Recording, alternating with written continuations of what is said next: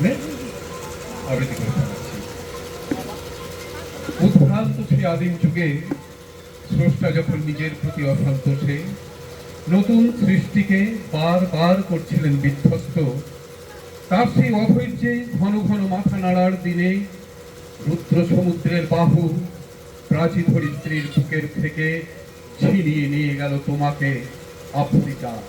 বাজলে তোমাকে বনস্পতির নিবিড় পাহারায় কৃপণ আলোর অন্তঃপুরে, সেখানে নিভৃত অবকাশে তুমি সংগ্রহ করছিলে দুর্গমের রহস্য, চিনছিলে জল স্থল আকাশের দুর্বোধ সংকেত, প্রকৃতির দৃষ্টি অতীত জাদু মন্ত্র জাগাচ্ছিল তোমার চেতনাতীত মনে। বিদ্রুপ করছিলে ভীষণকে বিরূপের ছদ্মবেশে, শঙ্কাকে চাচ্ছিলে হার মানাতে, আপনাকে উগ্র করে প্রচন্ড মহিমায় তাণ্ডবের দ্বন্দ্বহীনী নাদে।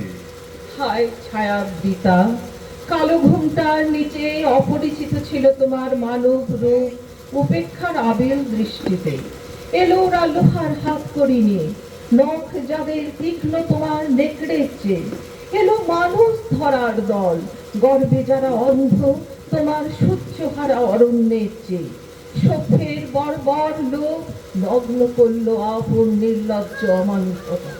তোমার ভাষাহীন ক্রন্দনে বাষ্পাকুল অরণ্য পথে পঙ্কিল হলো ধুলি তোমার রক্তে অশ্রুতে মিশে, দস্যু পায়ের কাঁটা মারা জুতোর তলায় বিভৎস কাদার পিণ্ড চিরচিহ্ন দিয়ে গেল তোমার অপমানিত ইতিহাসে।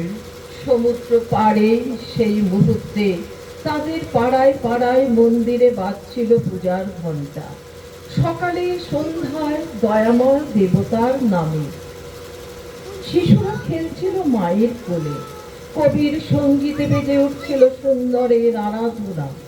আজ যখন পশ্চিম দিগন্তে প্রদর্শন ঝঞ্ঝা বাতাসের উচ্ছ্বাস, যখন গুপ্ত গহ্বর থেকে পশুরা বেরিয়ে এলো, অশুভ ধ্বনিতে ঘোষণা করলো দিনের অন্তিম কাল, এসো যুগান্তের কবি আসন্ন সন্ধ্যার শেষ রশ্মিপাতে, দাঁড়াও ওই মান হারা মানবী দলে, বলো ক্ষমা করো হিংস্র প্রলাপের মধ্যে, সেই হোক তোমার সভ্যতার শেষ পুণ্যবাণী।